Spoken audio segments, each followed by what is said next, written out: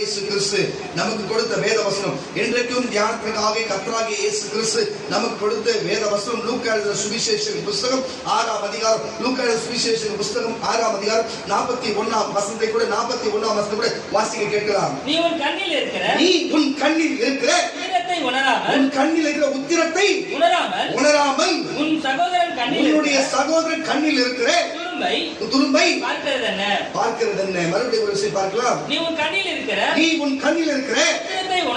உத்திரத்தை உணராமல் உன் சகோதரன் கண்ணில் இருக்கிற துரும்பை பார்க்கிறது என்ன? கேட்டுக்கொண்டிருக்கிற கர்த்தருடைய பிள்ளைகள், நான் ஒரு வார்த்தையை உங்களோடு பகிர்ந்து கொள்ள வேண்டும். இந்த வசனம் நீண்ட நாட்களாய் பல வருடமாய் இது வேத புஸ்தகத்தில் நம்ம கையில் வைத்திருக்கிற ஒன்று தான். என்ன வார்த்தை அது? அந்த உத்திரம் என்று சொன்னா அது என்னத்தை குறிக்கிறது, துரும்பு என்று சொன்னா என்னத்தை குறிக்கிறது என்று சொல்லி வேதத்தை கற்று தெரிந்த நம்மத்தில் இருக்கிற தேவிதாவை கூட நான் பார்க்கிறேன். அந்த உத்திரம் என்பது பொருள் என்னவென்று நான் கேட்கிறேன். நீ தெரிஞ்சா சொல்லுமா? அதுக்கு பதில் அப்படி வராது, வேற பதில் வருது. அது பேர் நம்ம தெரியும். உங்களுக்கு ஞானத்தின் மிகுதியான வேற யாரா இருக்கீங்க? க்ளோரி சொல்லட்டுமே. க்ளோரி சொல்லுமா? தேவமகிய பல தடவை அந்த வார்த்தையை பயன்படுத்துவாங்க. உங்களுக்கு தெரியுமா? தெரியல. உங்களுக்கு தெரியல. என்னம்மா எப்படி கிடையாதுன்னு தெரியும். நான் ஒருத்தர் கேட்ப சொல்லுவாங்க, நான் உடல்நிலை கொஞ்சம் பாதிக்கப்பட்டதால சொல்ல முடியல. சரி, கரெக்டாக கத்தனா வந்து பயன்படுத்துவோம். மறுபடியும் ஒரு விஷயம் வாசிக்க கேட்கிற வசனத்தை கூட, நீ உன் கண்ணில் இருக்கிற உத்திரத்தை உணராமல் உன் சகோதரன் கண்ணில் இருக்கிற துரும்பை பார்க்கிறது என்ன? இந்த உத்திரம் என்று சொன்னா என்னத்தை குறிக்கிறது? உத்திரம் என்று சொன்னாதான் நம்ம வார்த்தைக்குள்ளே போக முடியும். உத்திரம் என்று சொன்னா தெரிஞ்சா நிலையை சொல்லுங்களேன். உண்மையே தெரியலாம். அதனால உத்திரம் என்பது நல்லா கேட்டுக்கோ. உத்திரம் என்பது ஒரு கொம்பை குறிக்கிறது. உத்திரம் என்பது மரக்கட்டைகளை குறிக்கிறது. இப்போ கோடாலியால வெட்டப்பட்ட துண்டு துண்டாக விறகு கட்டையை பார்த்திருக்கீங்களா? சக்கையா இருக்கும் மர விறகு கட்டை. அந்த மாதிரி ஒரு கட்டையோ ஒரு மரமோ ஒரு ஜிம்மையோ ஒரு உலக்கையோ இது போன்று இருக்கிறது பேர் தான் உத்திரம் என்று சொல்லுவார்கள். உதிரம் அல்ல. உதிரம் என்று சொன்னா என்ன உங்களுக்கு தெரிஞ்சுக்க, ரத்தம் என்று சொல்லி. அப்போ உத்திரம் என்று சொன்னா தடிமனான ஒரு திம்மை போன்ற ஒரு கட்டை போன்று இருக்கிற காரியம் தான் உத்திரம் என்று சொல்லி. துரும்பு என்று சொன்னா உங்களுக்கு தெரியும். துரும்பு என்று சொன்னா இரும்புல இருந்து அது இரும்பு பக்கத்துல போயிட்டு உரசன ஒண்ணு வரும் பாத்தீங்களா? அதுதான் துரு. மண்ணுல துரு இருக்கும், இரும்புல துரு இருக்கும். கட்டை இப்ப நம்ம மரக்கட்டை வேலை செய்ய வச்சு இழைக்கும் பொழுது அந்த இழைச்சி ஒரு செய்யறாங்கன்னா அது தூசி மாதிரி ஒண்ணு வரும் பாத்தீங்களா? அதுக்கு பேர் தான் துரு. துரும்பு. புரியுதுங்களா? துரும்பு என்பது புரிஞ்சு. துரும்பு என்பது என்ன உடைச்சாலும் அதுல ஒரு தூசி மாதிரி வருது பாத்தீங்களா? புழுதி மாதிரி வருது பாத்தீங்களா? அது பேர் தான் துரும்பா இருக்கிறது. நீங்க நினைச்சு இரும்புல இருந்து வருகிறதா துரும்பு என்று சொல்லி. புரியுதா உங்களுக்கு? அப்படி அல்ல. எதெல்லாம் சின்னதா இருக்கிறதோ அது எல்லாம் துரும்பா இருக்கிறது. எது அதுல பெருசா இருக்கிறதோ அதெல்லாம் உத்திரமா இருக்கிறது. கரவு தட்டி கட்ட நாம இப்ப வாசிக்க புரியுது. உன் கண்ணில் இருக்கிற உத்திரத்தை உணராமல் உன் சகோதரன் கண்ணில் இருக்கிற துரும்பை பார்க்கிறது என்ன? என்ன நடக்குதுன்னு சொன்னா, இயேசு தம்முடைய சீஷர்களை பார்த்து என்ன சொல்லுங்க? தேவசேன வார்த்தை கவனிங்க, டிஸ்டர்ப் பண்ணாதீங்க. வார்த்தை கவனிங்க. எதுக்கு சொல்லுன்னு சொன்னா, அவர் இயேசு தம்முடைய சீஷர்களை பார்த்து அவர்கள் குறை கோருகிறதையும் குறை சொல்லுகிறதையும் குறித்து அவர் கண்டு அங்க இருக்கிற பாருங்க சதிசேயர்களும் பரிசேயர்களும் தான் மாத்தி குறை சொன்னார்கள். பிறகு இயேசு வந்தவர்களுக்கு சதிசேயர்களும் பரிசேயரும் சேர்ந்து இயேசுவை குறை சொன்னார்கள். ஆனால் இயேசு ஓடு இருக்கும் பொழுது தம்முடைய சீஷர்களும் தம்மோடு இருக்கிறவர்களை குறை சொல்லுகிற காரியத்தை பேசும் பொழுது இயேசு உவமையா ஒரு காரியத்தை சொல்லுகிறார். பாருங்க, உன் கண்ணில் இருக்கிற உத்திரத்தை நீ பார்க்காமல் உன்னுடைய சகோதரன் கண்ணில் இருக்கிற துரும்பை பார்த்து உன் கண்ணில் துரும்பு இருக்க சொல்றியே அப்படின்னா பாருங்க, எதிர்க்கிறவங்க கண்ணில் ஒரு தூசி படிச்சு வச்சுக்கல, அவன் கண்ணு செவந்து போய்க்கிறதுனால ஐயோ என்னாச்சு உன் கண்ணு செவந்து போய்க்குது, எதனால செவந்து போச்சோ, என்ன பண்ணியோ, எங்க போனியோ, எங்க வந்தியோ, உங்களுக்கு என்ன சின்னதாக அடிபட்டுக்குது, எப்படி ஆச்சு, இது இன்னும் பந்து ஒன்று உடஞ்சிக்குது, இன்னும் கால் ஒன்று உடஞ்சிக்குது, இன்னும் வீட்டில் வண்டி வித்துட்டு இருக்கிறீங்க பொழுது, வீடை வித்துட்டு இருக்கிறீங்க பொழுது வந்துருது, சட்டை கிழிஞ்சு போயிருக்குது, முடி பட்டி போயிருக்குது, மூஞ்சி காய்ச்சி போய்க்கிறது, தலை தீச்சு போய்க்குதுன்னு சொல்லி அவங்க எல்லாத்தையும் பார்த்து இப்படி கேட்கிறவர்கள் உண்டு. ஆமான உடனே சொல்லுங்களேன். இப்படி பார்த்து கேட்கிறவர்கள் என்னெல்லாம் நம்ம என்னமோ என்னாச்சு உங்களுக்கு ரொம்ப அதிகமா ஜுரம் இருக்கிறது போல என்னாச்சு உங்களுக்கு, ஆனா இங்க நோயே வந்திருக்கும், அது தீர்க்காத நோய் இருக்கும் இங்க. ஆனா உங்களுக்கு ஜுரம் வந்து கேட்கிற விதம் நல்ல விசாரிக்கிறது கேட்கல. நான் பேசுறதுக்கு புரியுதா? நல்ல விசாரிக்கிறது கேட்கல. உனக்கு எப்படி இந்த குறை வந்தது, உனக்கு எப்படி விரல் உடைஞ்சது, உனக்கு எப்படி கை உடைஞ்சது, உனக்கு எப்படி கால் உடைஞ்சது, உனக்கு எப்படி வேலை போச்சு, உனக்கு எப்படி வீடு போச்சு, உனக்கு எப்படி நகை போச்சு, உனக்கு எப்படி கடைக்காரங்க, எப்படி நீ ஊரை விட்டு ஓடின, எப்படி நீ அங்க போல இங்க போலன்னு சொல்லி ஒரு குறிப்பிட்ட காரியங்களை குறித்து அவங்களை ஏளனம் பேசுகிறது, அவங்க கேள்வி பேசுகிறது, அவங்க கிண்டல் பேசுகிறது, இப்படி மற்றவர்களை குறை பேசுகிறதா. குறை பேசும் பொழுது தேவனாகிய இயேசு கிறிஸ்து ஒரு உவமையா அவர்கள் சொல்லுகிறாரு, பாருப்பா சகோதரா, பாரு, நீ உன் கண்ணில் இருக்கிற உத்திரத்தை முதல்ல எடுத்து போடு, அதே உனக்கு செப்டிகாயி அடுத்த நாள் உன் கண்ணே போற நிலைமையில இருக்குது. ஆனா உன்னுடைய சகோதரனுடைய கண்ணில் நீ துரும்ப பாக்குற, துரும்பு கண்ணு மூடி திறந்தோட அழுக்குல வெளில வந்துடும், மூஞ்சி கடவுள போயிடும். ஆனா உன் கண்ணுல உத்திரம் அது செப்டிகான கண்ணே போயிடும். ஆனா கண்ணே போகிற பிரச்சனையை வச்சிருந்து தூசிப்பட்டவன் வந்து கேள்வி கேட்கறீங்களே, கண்ணு கலங்க வந்து கேள்வி கேட்கறீங்களே, கண் செவந்தவன் வந்து கேள்வி கேட்கறீங்களே, உன் கண்ணே போறதா இருக்குது. அப்படின்னா நீ நோய்வாய்ப்பட்டு தீராத நோயில பாதிக்கப்பட்டு ஒருத்தர் சும்மா காய்ச்சல் இருக்கிறவனை பார்த்து, சும்மா பல்வலி இருக்கிறவனை பார்த்து, சும்மா தலைவலி பார்த்து, என்ன பல்வலி வந்து இது பண்றது, என்ன தலைவலி வந்து இது திமுறா ஆணவமா நெக்கிலா இப்படி பேசுகிறவர்களை பார்த்துதான் சொல்லுகிறாரு இயேசு கிறிஸ்து. அவரை பார்த்து சொல்லுகிறாரு, உன் கண்ணில் இருக்கிற உத்திரத்தை முதலாவது எடுத்து போடு, பிறகு உன் சகோதரிய கண்ணில் இருக்கிற உருவை எடுப்பாங்க சொல்லி. உனக்கே வீடு வாசல் இல்ல, ஐயோ அவங்க வீடு எடுத்துட்டாங்க, இதுக்கே வாகனம் கிடையாது, வண்டி ஆக்சிடென்ட் ஆகி போச்சு, இது சொல்லும் ஆக்சிடென்ட் ஆயிடுச்சு, இதுக்கு வண்டியே இருக்காது, இதுவே வாடகையில் இருக்கும், அவங்க வீடு வித்துட்டாங்கன்னு சொல்லிட்டு. இது போல நீங்கள் உங்களுடைய முதுகை பார்க்காமல், உங்களுடைய பிரச்சனையை பார்க்காமல், உங்க வீட்டுடைய போராட்டத்தை சூழ்நிலையை பார்க்காமல், உன் கண்ணில் உத்தரத்தை வைத்துக் கொண்டு மற்ற சகோதரருடைய கண்ணில் இருக்கிற தூசியை பார்க்கிறது, அவருடைய கண்ணில் இருக்கிற துரும்பை பார்க்கிறது, உன்னோட சகோதரா உன்னுடைய பிரச்சனை உன் கண்ணில் இருக்கிற உத்தரத்தை பார்க்கிறோம், உன்னுடைய சகோதரருடைய கண்ணில் இருக்கிற துரும்பை பார்க்கிறது நியாயமா? இங்க வந்து கேட்டுக்கொண்டிருக்கிற சகோதர சகோதரியே, நீ என்ன ஒழுக்கமா, நீ ஒழுங்கா இருக்கிறாயா? இன்றைக்கு நான் சொல்லுகிறேன், உன் பேரை சொல்லி உன்னுடைய நீ இது வரைக்கும் நீ நினைச்சிருக்கலாம், இங்க வந்திருக்கிற எத்தனையோ பேர்களை குறித்து எனக்கு எல்லாமே தெரியும், நான் ஒன்றும் யாருடைய தனிப்பட்ட காரியத்தை குறித்து பேசவோ யாருடைய பாவ காரியத்தை குறித்து பேசவோ எனக்கு அவசியமும் இல்லை, எனக்கு அது தேவையும் இல்லை. நேரம் வரும்பொழுது தேவன் தனிப்பட்டதும் அவங்க சொல்லி அவங்க எச்சரிக்கை சொன்னார்தான் நான் சொல்லுவேன் தவிர, மற்றபடி நீ 4 பொண்டாட்டியை வச்சிருந்த, நீ 3 பொண்டாட்டியை வச்சிருந்த, உனக்கு 10 பிள்ளைங்க, உங்களுக்கு 5 பிள்ளைங்க, நீ 1000 வீடு வச்சிருந்த, அந்த வீட்டை ஏமாத்திட்டு வந்த, உங்க கொள்ளச்சு வந்து பேங்க் ஏமாத்திட்டு வந்த, நீ திருடிட்டு வந்த, இங்க அதை பண்ணிட்டு வந்த, இங்க விபச்சாரம் செய்து, அதை செய்த, இதை செய்தன்னு சொல்றதுக்கு நமக்கு அது வேலை கிடையாது. அல்லேலூயா.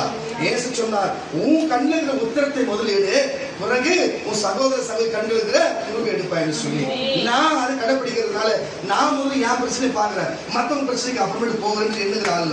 ஆனால் கேட்டுக்கொண்டிருக்கிற நீங்க உங்களுடைய பிரச்சனையே பெரும்பாடா இருக்கும் பொழுது மற்றவங்க பிரச்சனையை எடுத்து உன் தலையில போட்டுக்கிறேன், ஏன் உன்னுடைய தரத்தை ஏன் குறைத்துக்கிறேன், தேவனுடைய இடைப்படுகிற காரியத்தை ஏன் கெடுத்துக்கிற, சபையை ஏன் கெடுத்துக்கிற, ஊழியக்காரனை ஏன் கெடுத்துக்கிற, தெய்வத்தை ஏன் கெடுத்துக்கிற, என் உறவை ஏன் கெடுத்துக்கிற, நட்பை ஏன் கெடுத்துக்கிற, ஏன் உன்னையே நீ கெடுத்துக்கிற?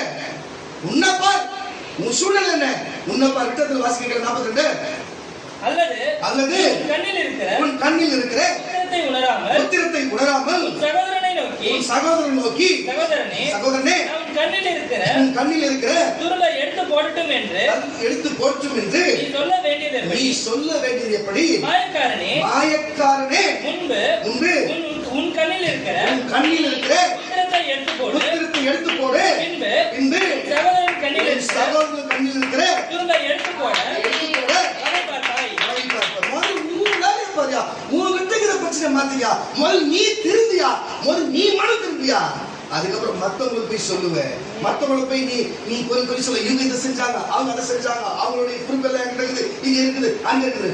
முதல்ல உன்னை பாரு, உன் கதையை எடுத்து விட்ட வச்சுக்க, தண்ணி குடிக்க முடியாது, சோறு அதோட வருஷத்துக்கு சாப்பிட முடியாது, அதோட நோய்கள் பட்டு சாகணும். அப்படிப்பட்ட காரியம் இருக்கிறது.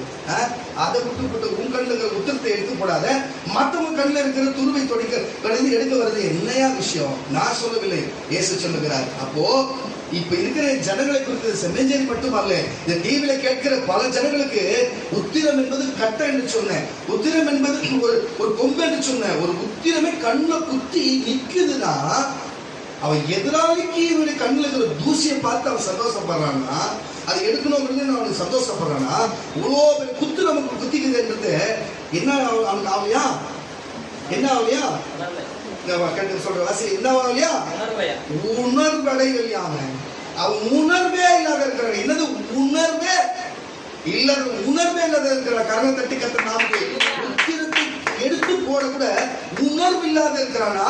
அப்போ உணர்வு இல்லாத இருக்கிறான். அவனோட சிந்தனை எங்க இருக்கும்? அத்தவன் எப்ப கெடுவான், அத்தவன் எப்ப சாவான்னு இருக்கும். புரியுதா?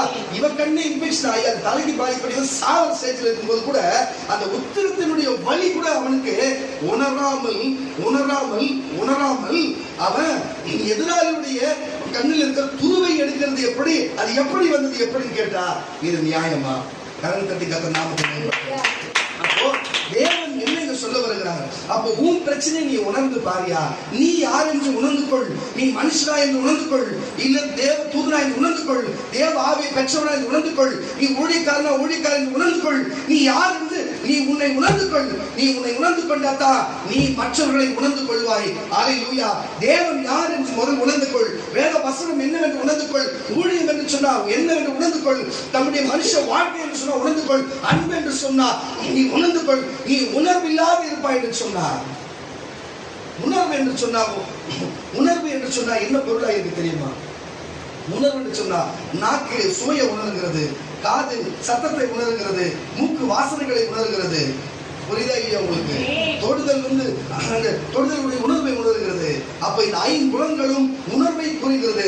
அப்ப உணர்வு என்று சொன்னா அங்க என்ன வருகிறதோ, சத்தம் கேட்டா அது காது என்ன சத்தம் என்று உணர்கிறது, வாசனை வீசினா அது என்ன வாசனை அது உணர்கிறது, அதை நாட்டில் வச்சு என்ன சுவை என்று நமக்கு உணர்கிறது. அப்போ உணர்வு என்று சொன்னா நம்மளை யாரா தொட்டா அப்படி அடிச்சா வலி என்ற உணர்வை காட்டணும். நமக்கு சின்ன கீழ்னா அது வலி என்ற உணர்வை காட்டணும். அப்போ நமக்கு யாரா திட்டினா நமக்கு உணர்வை காட்டணும். நமக்கு அன்பா பேசினா ஒரு உணர்வை காட்டணும். அப்போ உணர்வு இல்லாதது மனுஷன் யாரா இருக்கிறான்? ஜடமா இருக்கிறான். உணர்வு இல்லாதது என்னவா இருக்குது? கல்லா இருக்குது. உணர்வு இல்லாத இருக்குது மரமா இருக்கிறது. உணர்வு இல்லாத என்ன இருக்குது? கட்டையா இருக்கிறது. கல்லு மண்ணு இப்படிப்பட்ட காரியத்துக்கு தான் உணர்வு இல்லாத இருக்கும். ஆனா மனுஷனுக்கு ஐம்புலனாகிய உணர்வு இருக்கும். அப்போ உன் வலி உன் பிரச்சனை பல பிரச்சனை இருக்கும்போது அந்த வலியை கூட உணர்ந்து நம்ம எப்படா சரி பண்ணும், நம்ம எப்படா திருந்தது, நம்ம எப்படா வழி என்று பார்க்காம அடுத்தவன் கண்ணில் இருக்கிறத பார்த்து அத்தவன் வீட்டை எத்தி பார்த்து அத்தவன் வீட்டு பார்த்து பெற்று அத்தவன் வீட்டு பெற்றுமை எத்தி பார்க்கறது நியாயமாயிரும். முதல்ல உங்க வீட்டுல என்னன்னு பாருங்க, உன் சரித்திரம் இருந்த என்னன்னு பாருங்க. நான் சொல்லவில்லை, தேவன் அதைத்தான் சொல்லுகிறார். அல்லேலூயா. அப்போ நீங்கள் இனிமே உணர்வோடு நடந்து கொள்ள வேண்டும் என்று, நல்ல உணர்வோடு, தீய உணர்வோடு அல்ல, நல்ல உணர்வோடு நடந்து கொள்ள வேண்டும் என்று தேவன் விரும்புகிறார். அல்லேலூயா. தேவன் அதைத்தான் சொல்ல விரும்புகிறார். அதுதான் உங்களுக்கும் சொல்லி கொடுக்கிறார். சங்கீதங்களின் புஸ்தகம் 14 சங்கீதங்களின் புஸ்தகம் 14:2 கூட வாசிக்கிறீங்களா? சங்கீதங்களின் புஸ்தகம் தேவனை தேடுகிற உணர்வுள்ளவன் உண்டோ? அதுதான் சொல்லுகிறேன். அப்ப உணர்வை குறித்து தேவன் பேசுகிறாரு. இப்படி அவர் சொல்லிட்டாரு. ஆனா தேவன் தேடுகிற உணர்வுள்ள மனுஷன் இந்த பூமியில எவனா இருப்பான்னு சொல்லி பரலோகத்தின் தேவன் பூமிக்கு வந்து தேடுறாரா? அப்பா, பரலோகத்தின் தேவன் பூமியில தன்னுடைய புலன்களிலே ஒன்றாகிய உணர்வை கண்ணு பார்க்கிறதுனாலே அந்த பார்த்து என்ன உணர்கிற பார்வையினாலே பார்க்கிறாரா? இந்த மனுஷன் நல்லவனா, இந்த மனுஷன் நல்லவனா, இவன் நம்மளுடைய உணர்வானா என்று சொல்லி தேவன் மேலிருந்து பரலோகத்தின் பூமியில உணர்வு உள்ள மனுஷன், கல்லு கிடையாது, மண்ணு கிடையாது, மரம் கிடையாது, வெள்ளி கிடையாது, பொண்ணு கிடையாது. புரியுதா இல்லையா? அப்போ உணர்வுள்ள ஒரு மனுஷன் இருந்தா தான் இந்த மத்தேயு, மார்க்கு, யோவான், லூக்கால சொல்லப்பட்ட என் ஆண்டவராகிய இயேசு கிறிஸ்து அந்த உணர்வுள்ள தேவன் சொன்ன வார்த்தை நடக்கும். என்ன என்று சொன்னார்? அது உணராது இருக்கும். அல்லேலூயா. அப்ப உணராது இருந்தா அவன் மிருகம், அவன் உணராது இருந்தா அவன் கல்லே. அல்லேலூயா. உணர்வுள்ள தேவனை வழிபடுகிறவன் உணர்வுள்ளவனா இருக்கிறான். கர்த்தர் ஆவியா இருக்கிறார். அவரை ஆவியோடும் உண்மையோடும் தொழுது கொள்ள வேண்டும். அல்லேலூயா. நமக்கு அவர் ஆவியா இருந்தா நம்மளும் அவர் ஆவியா தொழுது கொள்ளணும். அப்போ புரியுதா இல்லையா உங்களுக்கு? அவர் உணர்வுள்ளவரா இருந்தா நீயும் உணர்வுள்ளவரா இருக்கணும். நீ உணர்வா இருந்தா அவர் உணர்வு உனக்கு புரிஞ்சிருக்கும். கர்த்தருடைய பிள்ளைகளே, அப்போ பூமியிலே அவர் மனுஷர்கள் உணர்வுள்ளவர்களா இருப்பார் என்று சொன்னா அவர்களை தேடி வருகிறாரு. ஆனா இங்க இருக்கிறவங்க தான் ஒருத்தவங்க கூட தனக்குள்ள இருக்கிற பிரச்சனை உணர்வு இல்லாம, தனக்குள்ள இருக்கிற வியாதியை உணராம, மற்றவனுக்கு எப்படா வியாதி வரும், எப்படா அழிச்சு போய், எப்படா சூழ்நிலை வச்சுமே, இன்னும் சாப்பியா, இன்னும் இருக்கிறானே, எப்படி இன்னும் போய் சேர்ந்துக்கணுமே, 10 நாள் ஆச்சு இன்னும் உயிரோடு இருக்கிறானே, என்ன ஆச்சு என்று சொல்லி உணர்வில்லாத பார்க்கிற ஜனங்களா இருக்கிற மக்களே, கல்லுள்ள இருதயமா இருக்கிற மக்களே, மூளையில மண்ணுள்ள மூளையுள்ள மக்களே, உணர்வுள்ளாத இருதயத்தை வச்சிருக்கிற மக்களே, இப்படிப்பட்ட மக்களுக்கு தேவன் எப்படி பேசுவார், தேவன் எப்படி இறங்கி வருவார், எப்படி இருப்பார் என்று பார்த்து கொண்டு இருக்கிற கர்த்தருடைய பிள்ளைகளே, இந்த நம்மளை பார்த்து கர்த்தர் சொல்லுகிற மறுபடியும் பசங்க வாசிக்கிற சங்கீத புஸ்தகத்திலே தேவனை தேடுகிற உணர்வுள்ளவன் உண்டோ என்று உள்ளவன் உண்டோ என்று பார்க்க கர்த்தர் பரலோகத்திலிருந்து இப்போ கர்த்தர் பரலோகத்திலிருந்து மனுபுத்திரரை கண்ணோக்கினார். கரங்களை தட்டி கர்த்தர் நான் சொல்ற வசனம் வந்து உங்களுக்கு புரியவே இல்லை. இன்னொரு முன்னாடி உணர்வே இல்லை. நான் எவ்வளவு ஆடு பேசுறேன், ஆளுக்கும் நீங்க எல்லாம் ஊழியம் செய்து தகுதியான ஆளே கிடையாது. அவ்வளவுதான் உங்களுக்கு தகுதியே இல்லை. இந்த ஆவி கூட உங்களுக்கு உணராது இருக்குன்னா நீங்க எங்க இருக்கிற, எங்க போன, எங்க வந்த, எங்க நின்ன, இதுதான் கேள்வியா? இதுதான் கேள்வியா? தேவன் உங்களை தேடுகிறார். மறுபடியும் வாசியா கேட்கலாம். தேவனை தேடுகிற உணர்வுள்ளவன் என்று சொல்லி கர்த்தர் பரலோகத்திலிருந்து கண்ணோக்கி பார்க்கிறாரா? அப்படி கண்ணோக்கி பார்த்ததால்தான் இன்றைக்கு நான் ஒரு ஊழியக்காரன் நிற்கிறேன். அமர்ந்திருக்கிற நீங்களும் ஒரு ஊழியக்காரராகவும், இன்னைக்கு நீங்களும் ஒரு கிறிஸ்தவன் விசுவாசிகள் என்ற போர்வையில இன்றைக்கும் நீங்க அமர்ந்திருக்கிறீங்க. கர்த்தருடைய பிள்ளைகளே, நீங்கள் கொஞ்சத்தில் கொஞ்சம் உணர்வுள்ளவராக இருந்ததுனால்தான் இன்றைக்கு நீயும் நான் இங்க இருக்கிறோம். உணர்வே இல்லாத இருந்து சொன்னா இந்த இடத்துக்கு இருந்திருக்கவே மாட்டோம். கர்த்தருடைய பிள்ளைகளே, ஆனால் இன்றைக்கு ஏற்கனவே தேவன் தேடும் பொழுது, உங்களை பார்க்கும் பொழுது இந்த அந்த நல்ல உணர்வுகள், அந்த ஐம்புலங்களும் அந்த உணர்வுகள் இன்னைக்கு இல்லாத இருக்கிற கர்த்தருடைய பிள்ளைகளே, மற்றொரு ஒத்தாசை பண்ணுகிற எண்ணம் இல்லை, மற்றவர்களுக்கு உதவி செய்கிற எண்ணம் இல்லை, மற்றவர்கள் குறை சொல்லுகிற எண்ணம் தான் இருக்கிறது, மற்றவர்கள் வெறுக்கிற எண்ணம் தான் இருக்கிறது, பிரிவினை செய்கிற எண்ணம் தான் இருக்கிறது, ஒழியத்தை விட்டு தேவனை விட்டு வெளியே போகிற எண்ணம் தான் இருக்கிறது. இப்படிப்பட்ட எரிச்சலான உணர்வு தான் இருக்கிறது தவிர மற்றவர்கள் சுவிசேஷம் சொல்லணும், மற்றவர்கள் மீட்கணும், மற்றவங்களுக்கு ஜெபிக்கணும், மற்றவங்களுக்காக தியாகமா நம்ம தேவனுக்காக மன்றாடி ஜெபிக்க வேண்டும் என்று சொல்லுகிற அந்த உணர்வே இல்லையே. எப்படா நம்ம சகோதரன், எப்படா நம்ம சகோதரி மாட்டுவாங்க, எதிர சிக்குவாங்க என்று சொல்லி அவர்களை மற்றவர்கள் குறை சொல்லுகிறதோ, மற்றவர்களை விட்டு நம்ம முன்னேறுகிறதோ, இப்படிப்பட்ட மற்றவங்க எதுவுமே எதிர்த்து செய்கிற காரியத்தை தான் செய்கிறோம் தவிர ஒன்று கூட நமக்கு நன்மையான காரியம் செய்யலையே.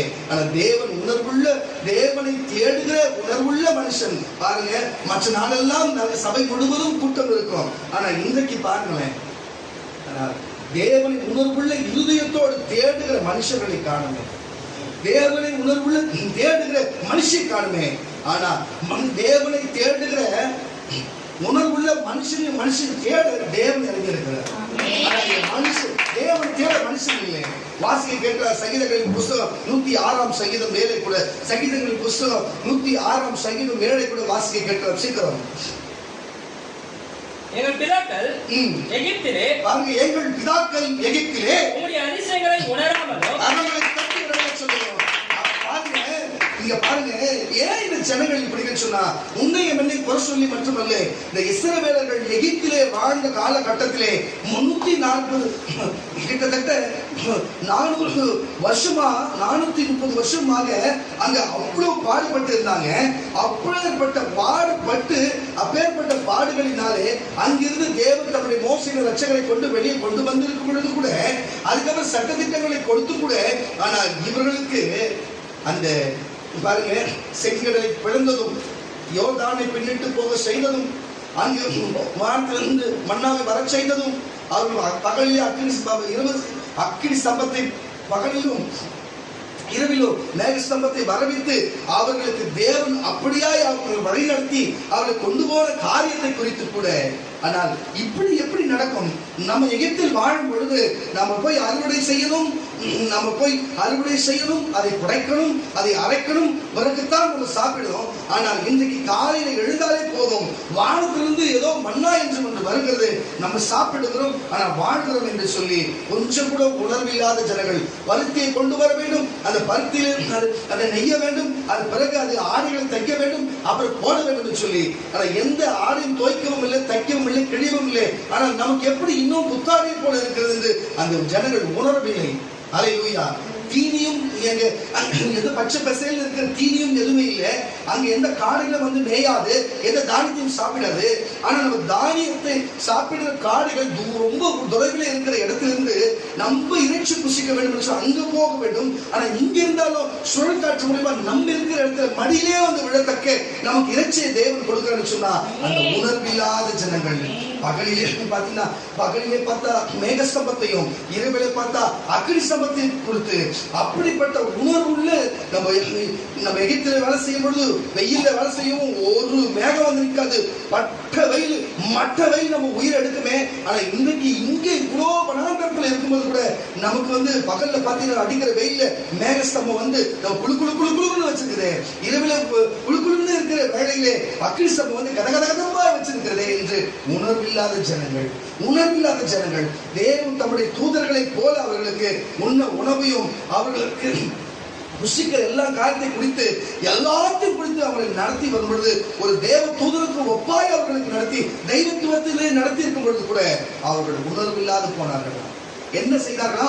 உணர்வில்லாத யாருன்னா செய்வாங்களா? கண்கூட தேவன் மோசையோடு பேசி இப்படிப்பட்ட அற்புதத்தை செய்த நீண்ட நாட்களாய் பார்த்த ஜனங்கள் என்ன செய்தார்களா? எந்த சிறுவந்த சமுத்திரத்தை தாண்டி தேவன் எங்கன்னா கடல் பிளந்து என கேள்விப்பட்டிருக்கிறீர்களா? மோசை காலத்தை தவிர வேற எங்கேயுமே நடந்ததில்லை.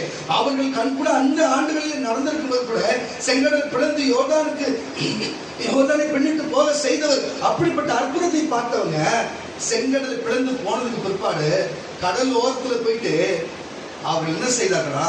கடலையே வழிபட்டார்களா? கடல் பார்த்தா இந்த அவளை ஏத்துக்கொள்ற மாதிரி என்னை ஏத்துக்கொண்டு சொல்லி அங்க போயிட்டு கடலையே வழிபட்டார்களா? ஆனால் கடலையே ரெண்டா பிளந்தவர் அவர்.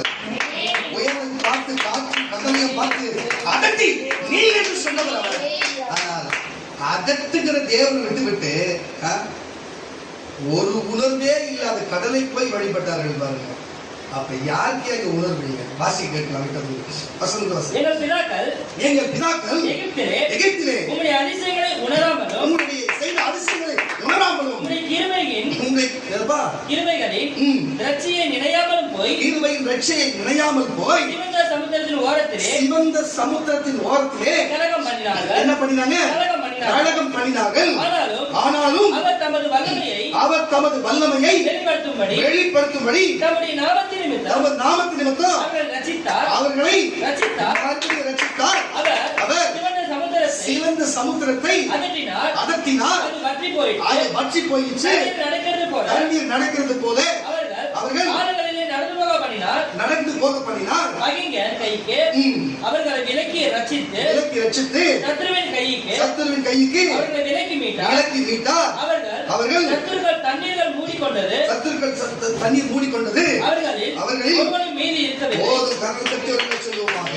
இப்படிப்பட்ட கலகமும் இப்படிப்பட்ட உணர்வில்லாத இருந்த ஜனங்களை பார்க்கும் பொழுது அல்லேலூயா, இந்த இஸ்ரவேலர்களை தான் நம்ம பார்க்க வேண்டும், நம்ம மூதாதையரை தான் நம்ம பார்க்க வேண்டும். அப்ப தேவன் இப்படிப்பட்ட அற்புதத்தை அதிசயத்தையும் செய்யும் பொழுது கூட எங்கள் உணர்வு ஏன் இப்படி இருக்கிறது? ஏன் தேவனை மறந்து போகிறாங்க? அதனால்தான் இப்ப சங்கீத தியானத்திலும் சரி சொல்லும் பொழுது மக சொன்னா பாருங்க, தேவன் செய்த நன்மைகள் எல்லாத்தையும் பெற்றுக்கொண்டு இறுதியிலே தேவனுடைய நன்மைக்கு சாட்சி சொல்ல அது மாதிரி விட்டு போகும் பொழுது அது எவ்வளவு பெரிய காரியங்கள் தப்பான காரியமாக இருக்கிறது. கர்த்தருடைய பிள்ளைகளே, அதுல நல்ல உணர்வு உள்ளவர்கள் செய்வார்களா? சொல்லுங்க. தேவனை மறந்து போகிறது. எத்தனையோ பேருக்கு உடம்பு முடியாது வந்து ஜெபித்துக் கொள்வார்கள். ஆனால் ஜெபித்துக் நல்லா போவார்கள். ஒரு ஸ்தோத்திரம் கூட சொல்ல மாட்டாங்க. இடையில கூட ஒருத்தருக்கு ரத்தத்துல கேன்சர் வந்துச்சுன்னு ஒரு பாப்பாக்கு ஒன்று ஜெபிச்சாரு. அது சாவு பழகி கிடந்த நேரத்துல கர்த்தர் சுகத்தை கொடுத்தார். ஆனா இடையில அவங்க சொந்தக்காரர் வந்து சொன்னாங்க, டாக்டர் வீட்டு கூட சரியாச்சு, டாக்டர் தான் கைது செத்துறவும் பொண்ணுட்டு இங்க வந்து எழுதாங்க. ஜெபித்தோம், கர்த்தர் காப்பாத்தினாரு. ஆனால் இப்போ டாக்டர் எந்த டாக்டர் காப்பாற்ற முடியுது? இப்போ அதோட 5 வருஷம் கழிச்சு இப்ப திருப்பி ஏதோ பிரச்சனை இருக்கு கேள்விப்பட்டேன். அல்லேலூயா. ஜெபிக்கலாம். அங்க வந்தா தேடி வந்தாங்க, நான் இல்லை அந்த நேரத்தில். எதுக்கு இதை சொல்லுகிறேன்னு சொன்னா, உணர்வில்லாத ஜனங்கள், உணர்வில்லாத ஜனங்கள். எனக்கு அப்புறம் நீ வெளில என்ன போனியா, சபைக்கு அப்புறம் வெளில போனியா? இல்ல இல்ல, வந்து லாஸ்டா இருந்தாலும் சரி பண்ணாரு. உணர்வில்லாத ஜனங்கள் உணரவே மாட்டாங்க, உணரவே மாட்டாங்க. அந்த நன்றி என்ற உணர்வே இருக்காது. என்னடா நம்ம சாப்பிடாம இருந்தோமே, நம்ம உடம்பு முடியாத ஜபம் பண்ணாங்களே, நம்ம நல்லா ஆயிட்டோமே, ஒரு ஸ்தோத்திரம், கால் மேல கால் போட்டு உட்கார்ந்து, கால் இருக்கிறதுனால கால் மேல கால் போட்டு உட்கார்றாங்க. கால் இல்லைன்னா கரணிதான் உட்காரலாம். கரணம் தட்டி கத்த நாம போட்டு. உணர்வில்லாத ஜனங்கள், உணர்வில்லாத ஜனங்கள். இவ்வளவு தான் அவர்களுக்கு அறிவு, எவ்வளவு தான் உணர்வு. அதனால்தான் தேவன் தேவனை தேடுகிற உணர்வுள்ள மனுஷன் இருக்கிறானா என்று தேவன் பரலோகத்தின் தேவன் பார்க்கிறாரா? ஆனா பூமியிலே உனக்கு நீ உன்னுடைய வியாதியோ உன் பிரச்சனையோ, நீ என்ன செய்யற, நீ என்ன தப்பு பண்ண, நீ பாவத்தை பாரியா, நீ பண்ண தப்ப பார்த்து நீ உணர்ந்து கொள்ளியா, மற்றவனை குறை சொல்லாதையா என்று. எப்படி ஒண்ணு தேவனை தேர்ந்த உணர்வுள்ளவனா இரு, இல்லைன்னா நீ நல்லவனா ஒழுங்கா உணர்வுள்ளவனா இரு, மற்றவனை இடையூறு பண்ணுகிறவனா இருக்காது என்று சொல்லுகிறாரு. ஆனா தேவனத்திலே நன்மை பெற்று அந்த நன்மையை தீமையான ஒரு ஆட்களுக்கு செலுத்துகிறான் என்று சொன்னா, அது எப்பேற்பட்ட உணர்வு இல்லாத இருக்குது. அது மரத்தை கூட தண்ணி ஊற்றிட்டு போயிடலாம், அல்லேலூயா. கடல்ல கூட எல்லாம் தூக்கி போட்டு போயிடலாம். ஆனா மனுஷனுக்கு எதுவும் செய்யவே கூடாது கூட. அப்ப தேவன் நினைச்சிருப்பாரு, நினைச்சிருக்க மாட்டாரா? நான் இவ்வளவு தூரம் காப்பாற்றி வந்திருக்கிறேன், ஆனால் இதுங்க என்ன, கலகம் பண்ணுகிறது, கலகம் பண்ணுகிறது, தேவனை விட்டு போகிறது, தேவனை விட்டு பின்மாற்றமாய் போகிறது, தேவனுடைய ஊழியக்காரர்களுக்கும் சபைக்கு விரோதமாய் பேசுகிறது, கிறிஸ்தவனுக்கு பேசுகிறது, ஏன் விட்டா தேவனே பேசுகிறது. உணர்வுள்ளவராய் நடந்து கொள்ளுங்க கர்த்தருடைய பிள்ளைகளே, உணர்வுள்ளவர்களாய் நடந்து கொள்ளுங்க. தேவன் அதைத்தான் விரும்புகிறார், தேவன் அதைத்தான் விரும்புகிறார். பாருங்க, தானியேலின் புஸ்தகம் 5ஆம் அதிகாரம் 23ஆம் வசனம். தானியேலின் புஸ்தகம் 5ஆம் அதிகாரம் 23ஆம் வசனம். தேவன் பாருங்க, அதுக்கு முன்பு வரைக்கும் அந்த ராஜா கொஞ்சம் அடக்கி அமைதலா இருந்து கரெக்டான பக்குவமான காரியத்தை செய்து வந்தான். ஆனா திடீரென்று என்ன செய்தானோ, தேவனுக்கு கோபம் வந்தது. தேவனுடைய விரலினாலே அங்கே எழுதி போடுகிறார். என்னத்தை எழுதி போடுகிறார்? உன்னோட ஆட்சி முடிய போகிறது, இதோ பெர்சியா தேசத்துக்கு நான் கொடுக்க போகிறேன், நீ சாக போகிறாய் என்று சொல்லி எடுத்து விழுகிறது. தானியேலை குறித்து தானியேல் அதை வாசித்து பார்த்து அந்த காரியத்தை எடுத்து வைக்கிறார்.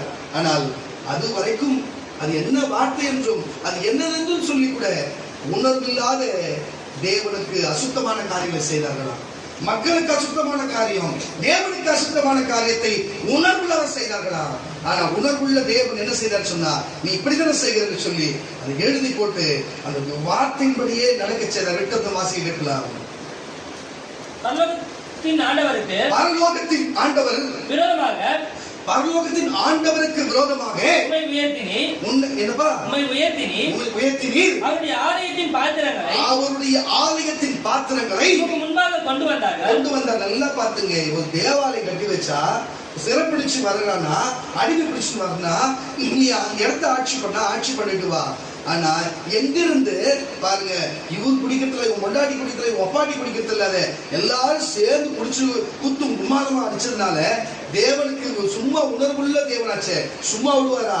நீ தாண்டா கடைசின்ற விட்டத்துல வாசி பரலோகத்தின் ஆண்டவருக்கு விரோதமாக உன்னை உயர்த்தினீர், அவருடைய ஆலயத்தின் பாத்திரங்களை முன்பாக கொண்டு வந்தார்கள். நீரோ உம்முடைய பிரபுக்களையும் உம்முடைய மனைவிகளையும் வைப்பாட்டிகளையும் அவைகளின் திராட்சரசங்கள் குடித்து இதுவுமன்றி நம்முடைய கையிலே உமது சுவாசத்தை வைத்திருக்கிறவரும் உமது வழிகளில் எல்லாம் அதிகாரியுமான தேவனை நீ மகிமைப்படுத்தாமல் காணாமலும்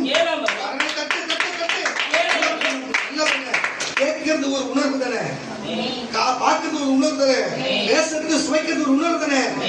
கேட்காமலும் பேசாமலும் கேளாமலும் உணராமலும் கரத்தட்டு உணராமலும் இருக்கிற வெள்ளியையும் பொன்னும் வெண்கலமும் இரும்பும் மரமும் கல்லுமாகிய தேவர்களை என்னப்பா தேவனை விட்டுட்டியா, உணர்வுள்ள தேவனை விட்டுட்டியா, அவ்வளவு நன்மையை செய்த தேவனை விட்டுட்டியா, நீ தேவனை விட்டுட்டு என்ன நடக்கும் உனக்கு? வாசி இப்ப கேட்கலாம். அப்பொழுது அந்த கையிருப்பு அவரால் அனுப்பப்பட்டு இந்த எழுத்து எழுதப்பட்டது. எழுத்து கையில் அவர் விரலினாலே எழுதப்பட்ட சுவரிலே எழுதப்பட்ட எழுதப்பட்டு என்னவென்றால் மேனே நிக்கேல் உப்பேசின் என்பது. இந்த வசனத்தின் அர்த்தம், இந்த வார்த்தையின் அர்த்தமானது மேனே என்பதற்கு தேவன் உன் ராஜ்யத்தை கண்டித்து அதுக்கு முடிவுரை ஆக்கினார் என்றும், தெற்கேல் என்பதற்கு தராசிலே நிற்கப்படும் நியாயத்தில் பின்னப்படும் குறையை காணப்பட்டாய் என்றும், பேரஸ் என்பதற்கு உன் ராஜ்யம் பிரிக்கப்பட்டு தட்டு வரல சொல்லுங்க. உன் ராஜ்யம் பிரிக்கப்பட்டு கொடுக்கப்பட்டது என்று அர்த்தமாம் என்றார். அர்த்தமா இருக்குமா? என்ன பண்ண கட்சி செத்தனா பாருங்க. அப்பொழுது தானியேலுக்கு பெல்ஷாத்சார் என்ன செய்தான்? இரத்தாம்பரத்தையும் அவனுடைய கழுத்தின் பொற்சேர்வையும் கற்பிக்கவும், ராஜ்யத்திலே அவன் 3ஆம் அதிகாரியாக இருப்பதற்கு அவனை குறித்து பரிமுறை கட்டளையிட்டான். அன்று ராத்திரியிலே கல்தேயன் ராஜாவாகிய பெல்ஷாத்சார் கொலை செய்யப்பட்டார். யாராலே? அங்க இருக்கிற 2 ஆட்சியினாலே. அல்லேலூயா. தேவனுக்கு விரோதமா எந்த ஆகிலும் அங்கு செய்வோம் என்று சொன்னா, உணர்வில்லாததை உணர்வுள்ள தெய்வத்துக்கு எதிர்த்து கொண்டு வந்து வைப்போம் என்று சொன்னா, உணர்வுள்ளவர்கள் நீங்கள் இப்படிப்பட்ட உணர்வில்லாத காரியத்துக்கு நம்ம பின்னாடி போவோம் என்று சொன்னா, பெல்ஷாத்சாருக்கு நடந்த காரியம் தான். தயவு செய்து புரிஞ்சு கொள்ளுங்க. அன்னைக்கு செவுத்துல எழுதப்பட்டதை அன்றைக்கு தீர்க்கதரிசகன் தானியேல் சொல்லி நடந்தது. இன்றைக்கு இந்த வசனம் 66 புஸ்தகம் தேவனுடைய பரிசுத்தவானுடைய விரலிலே தேவ ஆவியானவர் எழுதி கொடுத்தபடினாலே இன்றைக்கு இந்த அருள்ராஜ் தீர்க்கதரிசி உங்களுக்கு நான் சொல்கிறேன், இந்த வார்த்தை உங்களுக்கு ஆசீர்வாதமும் மனமகிழ்ச்சியும் பலத்தையும் உனக்கு உணர்வையும் உனக்கு பரலோக ராஜ்யத்தையும் கொடுத்திருக்கிறது. இதுதான் இந்த வார்த்தைகள் இருக்கிறது. நரகமும் பாதாளமும் அக்கினி கந்தமும் இதுல தான் இருக்கிறது. எதை உனக்கு எழுத கொடுக்க வேண்டும், எதை நீ வாங்கி அதை எடுத்துக்கொள்ள வேண்டும் என்பதை நீங்கள் தான் உணர்ந்து புரிந்து கொள்ள வேண்டும். என்னவென்று உணர்ந்து புரிந்து கொள்ள வேண்டும். கரங்களை தட்டி அல்லேலூயா. வாசிக்க கேட்கலாம். ஏசாயா தீர்க்கதரிசி புஸ்தகம் 44ஆம் அதிகாரம். ஏசாயா தீர்க்கதரிசி புஸ்தகம் 44ஆம் அதிகாரம் 12ஆம் வசனத்தை கூட வாசிக்க கேட்கலாம். 44:12 கூட. கொல்லன் இரும்பை குற்றால் இடுக்கி கரெக்டா 44 தானா? 44ஆம் அதிகாரம் 12 தானா? வேற என்ன வசனம் பாருங்க.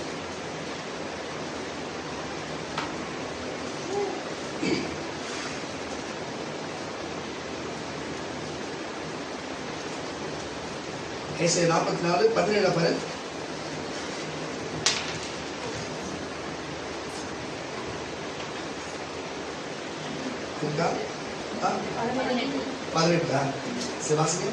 அறியாமலும் உணராமலும் இருக்கிறார்கள். அறியாமலும் உணராமலும் இருக்கிறார்கள். காணாதபடிக்கு கண்களுக்கும் உணராதபடி அவர்கள் இருதயமும் அடைக்கப்பட்டிருக்கிறது. அதன் பாதியை அடுப்பிலே எரித்தேன். அதன் தலையின் மேல் அப்பத்தையும் சுட்டு இறைச்சியையும் பொரித்து புசித்தேன். அதன் மீதியான துண்டை நான் அருவருப்பான விக்கிரகங்கள் ஆக்கலாமா, ஒரு மரக்கட்டையை வணங்கலாமா என்று சொல்ல மனதில் அவனுக்கு தோன்றவில்லை.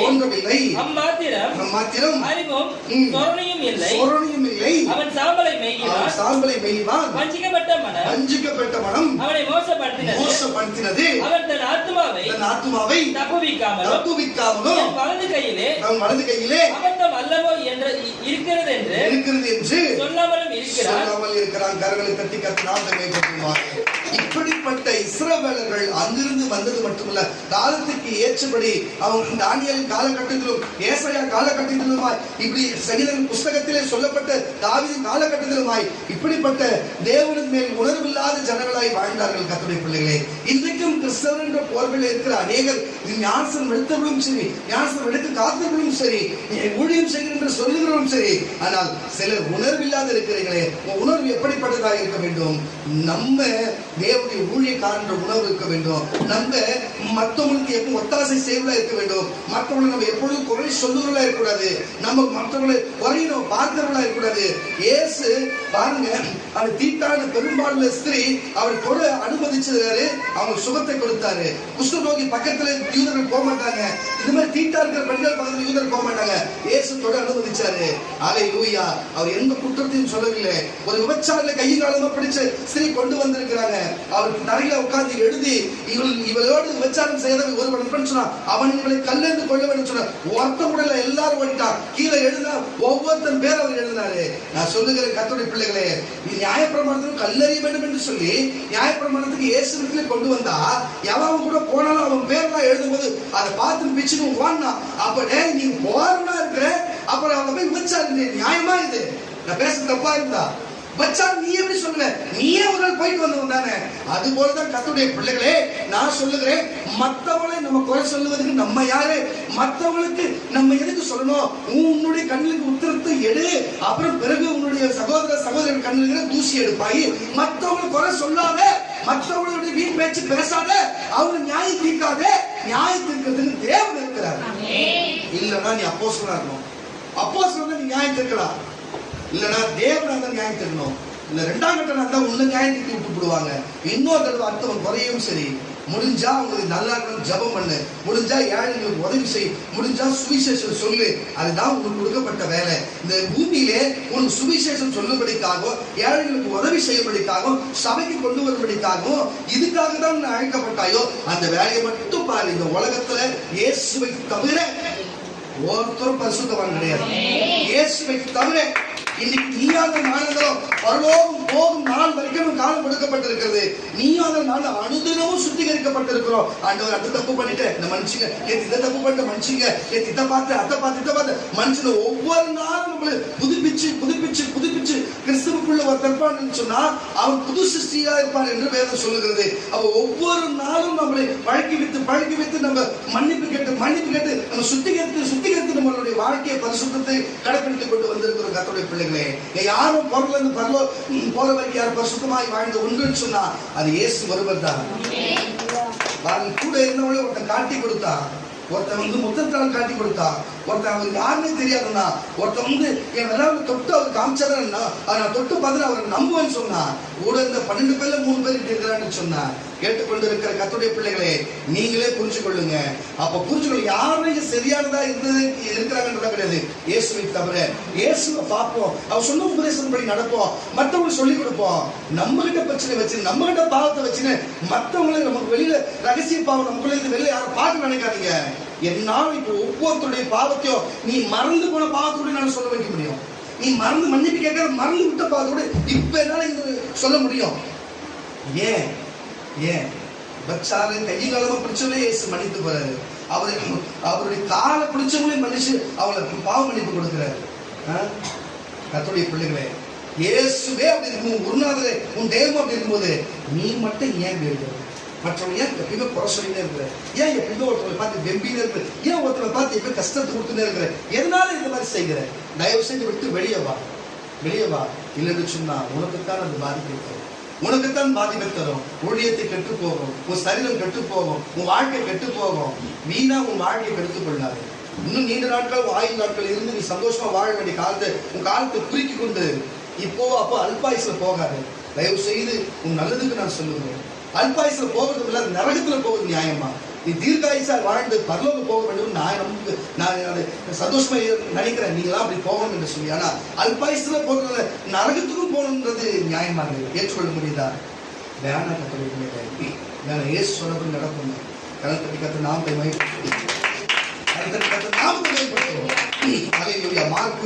மார்க்கு சுவிசேஷகத்தின் புஸ்தகம் 8ஆம் அதிகாரம் 17ஆம் வசனம். மார்க்கு சுவிசேஷகத்தின் புஸ்தகம் 8ஆம் அதிகாரம் 17ஆம் வசனத்துல ஒரு விஷயம் வாசிக்க கேட்கலாம்.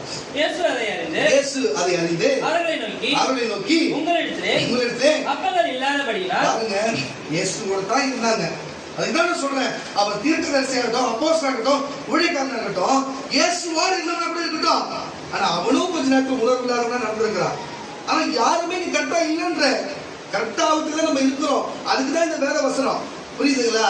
நான் கரெக்ட், அவன் தப்புன்ற வேலை தான் வேணாங்க. வாசிதான் இயேசு அதை அறிந்து அவர்களை நோக்கி உங்களிடத்தில் அப்பங்கள் இல்லாதபடியால் நீங்கள் யோசனை பண்ணுகிறது என்ன? இன்னும் உணராமல் இருக்கிறீங்களே.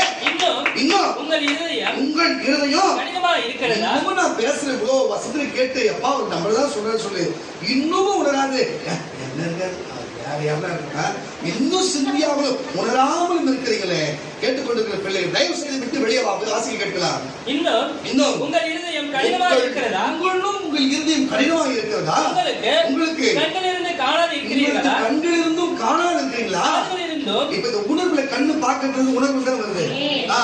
கால்களிலிருந்தும் கேளாது இருக்கிறீங்களா? நினைவு கூறாமலும் இருக்கிறீங்களா?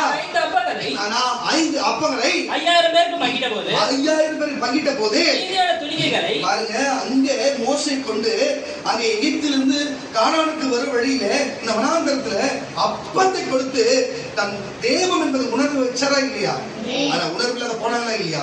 இங்க அதே அற்புதத்தை 5 அப்பத்தை வச்சு 5000 பேருக்கும் 7 அப்பத்தை வச்சு 4000 பேருக்கும் கொடுத்து மீதியான துணிக்கைகளை 12 கூட எடுத்த தேவனால அவரால் அன்னைக்கு வனாந்தரத்தில் செய்த அற்புதம் இன்றைக்கு இந்த வனாந்தரத்துல இயேசுவால் செய்யப்படுதா? இவர் தான் தேவன் என்று உணராது இருக்கிறாங்க. விட்டது வாசி, 5 அப்பங்களை 5000 பேருக்கு பங்கிட்ட போது மீதியான துணிக்கைகளை எத்தனை நிறைய கூடைகள் எடுத்தீர்கள் என்று கேட்டார். 12 என்றார்கள். நான் 7 அப்பங்களை 4000 பேருக்கு பங்கிட்ட போது மீதியான துணிக்கைகள் எத்தனை கூடை நிறைய எடுத்தீர்கள் என்றார்கள். கேட்டார்கள் 7 என்றார்கள். அப்படியானால் நீங்கள் உணராது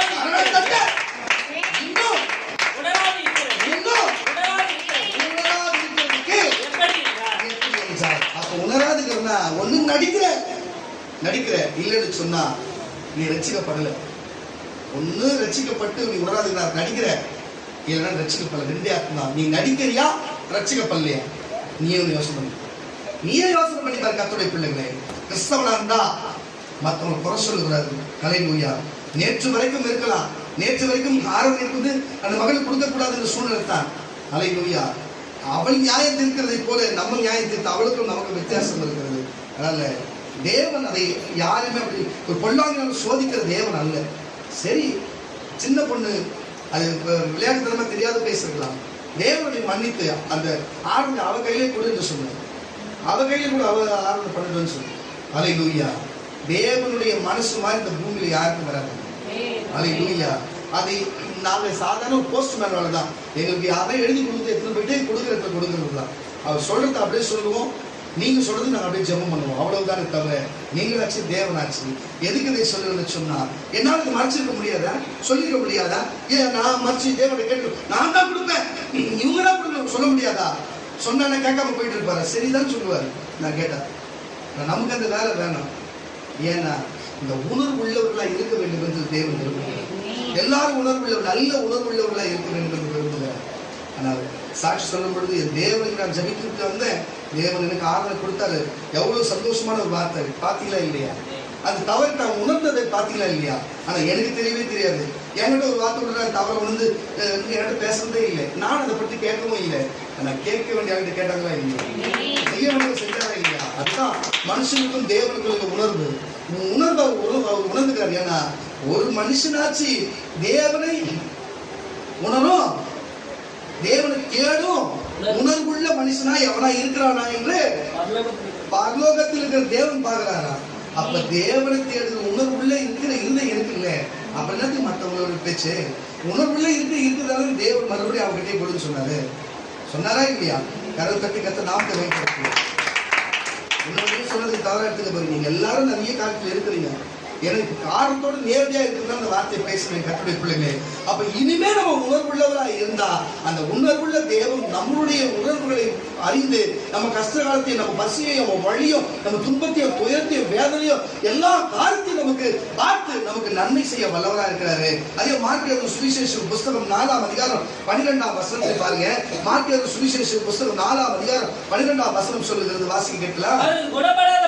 அவர்கள் குணப்படாத படிக்கும் பாவங்கள் அவர்களுக்கு அவர்களுக்கு மன்னிக்கப்படாதபடிக்கும் அவர்கள் கண்டும் காணாதவர்களாகவும் கேட்டும் உணராதவர்களாகவும் இருக்கும்படி இப்படி சொல்லப்படுகிறது என்றார். பாருங்க, என்னத்துக்கு ஏன் இந்த வார்த்தை? இன்றைக்கும் சரி, இன்றைக்கும் யூதர்கள் இஸ்ரவேலில் இருக்கிறார்கள். அன்றைக்கு அங்கு யூதர்கள் இருக்கிறார்கள். இயேசுக்கு தான் பிறந்தார். இன்றைக்கு உலகம் முழுவதும் பல்வேறு நாடுகளில் கிறிஸ்தவ நாடு இருக்கிறது. ஒருத்தனாச்சும் இயேசுவை ஏத்துக்கிறான்னா? அவர் நபி என்று சொல்லுகிறார், அவர் ஒரு ரபி என்று சொல்லுகிறார். இஸ்லாம் என்ன சொல்லுகிறார்? அவர் நபி என்று சொல்லுகிறார். யூதர்கள் என்ன சொல்லுகிறார்கள்? அவர் ரபி என்று சொல்லுகிறார்கள். ஆனா நீயும் நானும் மட்டும்தான் தேவகுமாரன் சொல்லுகிறோம். அல்லேலூயா. ஆனால் உனக்கும் எனக்கும் அவர் தேவகுமார் என்ற உணர்வு இருக்கிறது. ஆனா அவர்களுக்கு அந்த உணர்வு இல்லாத கண்ணு இருந்தோம், காது இருந்தோம், வார்த்தைகள் இருந்தோம், ஆனா உணராது இருக்கிறார்கள். இயேசு அந்த இடத்துல வாழும் பொழுது இயேசு பார்த்தவர்கள் கண் இருந்தது, இயேசு தொட்டவர்கள் கை இருந்தது, இயேசுடைய வார்த்தை கேட்டவர்களுக்கு காது இருந்தது. ஆனா ஒருத்தர் கூட உணரவில்லை. ஒரு சிலர், சொற்பமான ஒரு சிலர் தான் உணர்ந்தார்கள். கர்த்தருடைய பிள்ளைகளே, இன்றைக்கு நான் சொல்லுகிறேன், இன்றைக்கு உலகம் முழுவதும் கிறிஸ்தவ மதம் பரவி இருந்தாலும் சரி, அந்த உலகத்துல எத்தனையோ பல்வேறு நாடு இருந்தாலும் சரி, இன்னும் உணர்வில்லாத மக்கள் இருக்கிறாங்க. நம்ம சுற்றிலும் இந்த செம்மஞ்சேரியிலும் பெரும்பாக்கத்திலும் உணர்வில்லாத மக்கள் இருக்கிறாங்க. ஆனா உனக்கும் எனக்கும் ஆச்சு இந்த உணர்வை கொடுத்திருக்கிறாங்க. அவர்கள் கூட நாளைக்கு மன்னிச்சாலும் மன்னிச்சிருவாரு, நாளைக்கு அவங்க மன்னிப்பு கேட்ட மன்னிச்சிருவாரு. ஆனா கிறிஸ்தவன்ற போர்விலே இருந்து கொண்டு உணர்வில்லாத மற்றவர்களுடைய குறைகளையோ மற்றவருடைய தனிப்பட்ட காரியத்தை பார்த்து அவங்க குற்றத்தை சொல்லிக் கொண்டு உணர்வில்லாத அவர்களுடைய உன்னுடைய கண்ணில் இருக்கிற உத்திரத்தை எடுத்து போடாம மற்றவருடைய கண்ணில் இருக்கிற துருவை பார்த்து குறை சொல்லுகிறதோ, அதை எடு என்று சொல்லுகிறதோ, அதை பாசாங்கம் பண்ணுகிற காரியம் செய்கிறமே நியாயமாயிரு. இன்றைக்கு அதெல்லாம் விட்டு உன்னை நேசிக்கிறது போல பிறர் நேசி என்பதை நேசித்து உன் பிரச்சனையை பார்த்து அதை சரி பண்ணிக்கோ. சரி பண்ணிட்டு மற்றவங்களோட பிரச்சனைக்கு போ, அவங்களுக்கும் சரி பண்ணு. இதைத்தான் தேவன் விரும்புகிறார். வாசிக்க கேட்கலாம். இப்படிப்பட்ட சில ஆட்களுக்கு தேவன் என்ன செய்வார் என்று சொன்னா, அவர் வழியா வராதவர்களுக்கு, அவர் வழி வார்த்தை கேளாது போகிறவர்களுக்கு, கிறிஸ்தவர்களா இருந்தாலும் அவர் கண்ணிருந்தும் பார்க்காதபடி, காது கேளாதபடி, உணர்வில்லாத விட்டு விடுவார். அவர் சபை பக்கமும் ஊழியமும் செய்யாதபடி ஒரு குறிப்பிட்ட நாட்கள் அவர் ஒதுக்கி போவார்கள். ஒன்று காலம் அவர்களை நரகத்துக்கு தள்ளும். இல்லை என்று சொன்னா தேவ சித்தம் இருந்தால் மறுபடியும் அழைத்து மன்னித்து சேர்க்கும். இல்லை என்று சொன்னா உணர்வில்லாது போவீர்கள். வாசிக்க கேட்ட வசனங்கள் மறுபடியும் அவர்கள் மறுபடியும் குணப்படாதபடிக்கும் அவர்கள் பாவங்கள் அவர்களுக்கு மன்னிக்கப்படாதபடிக்கும் அவர்கள் கண்டும் காணாதவர்களாகியும் கேட்டும் உணராதவர்களாகவும் இருக்கும்படி இப்படி சொல்லப்படுகிறது என்றார். சொல்லப்படுகிற வசனம் இருக்குதா? பின்பு அவர் அவர்களை நோக்கி இந்த உவமையை நீங்கள் அறியவில்லையா? அறியாவிட்டால் மற்ற உவமைகளை எல்லாம் எப்படி அறிவீர்கள்? அப்ப ஏற்கனவே நம்ம ஃபர்ஸ்ட் உவமையில தான் ஆரம்பிச்சாரு. இப்ப முடியும் போது உவமையில தான் சொல்றாரு. அந்த உவமையை உனக்கு தெரியுமா, இந்த உவமையை உனக்கு தெரியுமா, நீ மற்றதெல்லாம் எப்படி தெரிஞ்சுக்க போற? மற்ற உவமைகளை எப்படி அறிவீர்கள்? விதைக்கிறவன் வசனத்தை விதைத்தான். அதுதான் காரியங்களை தட்டுவதல்ல சொல்லுவோமாக. நான் சொல்லுகிறேன் கர்த்தருடைய பிள்ளைகளே, ஏசாயா தீர்க்கதரிசி தேவன் பேசுகிறார். பாரு, என் ஜனங்கள் என்னிடத்துல உணவு சாப்பிட்டு விட்டு, என்னிடத்துல அற்புதங்களை பெற்றுவிட்டு, என் வார்த்தை கேட்டு நடந்துட்டு இன்னைக்கு வந்து என்னை விட்டுட்டு போயிட்டாங்க, என் மனவேதனைப்படுத்துறாங்க, கஷ்டப்படுறாங்க. என் வேலையா யார் அங்கு போவா? அவங்க இடத்துல போயிட்டு இந்த உணர்வை குறித்து யார் பேசுவாங்க பொழுது அங்கிருந்து அந்த வார்த்தை வருகிறது. உன் வேலையா நான் போகிறேன் என்று சொல்லி தீர்க்கதரிசி எழுந்திருக்கிறார். அங்கிருந்து அந்த வார்த்தை வருகிறது. தீர்க்கதரிசி போய் சொல்லுகிறார், என் தேவனுடைய வார்த்தைக்கு விரோதமா, தீர்க்கதரிசி வார்த்தைக்கு விரோதமாய் நீங்கள் செய்வீர்கள் என்று சொன்னா, உணர்வில்லாத போயிடுச்சு கல்லோ மண்ணோ வெள்ளியோ கொண்டோ என்று தேடி ஓடி உணர்வுகளை அதில் பகிர்ந்து கொள்ள சொன்னா, உணர்வுள்ள தேவன் உன்னை நரகத்திற்கும் உன்னை அக்கடி கந்தகத்திலும் தள்ளுவார். நீங்கள் கண்ணிருந்தும் காணாதிருப்பீர்கள், வாயிருந்தும் பேசாதிருப்பீர்கள், முக்கிருந்தும் உணராதிருப்பீர்கள், காது கேளாதிருப்பீர்கள் என்று சொல்லி அவர் எச்சரிப்பை கொடுக்கிறார். அல்லேலூயா. கேட்டவர்கள் என்ன நடந்திருக்கும்? கேட்டவர்களுக்கு தேவன் நல்லவராக இருந்திருப்பாரு.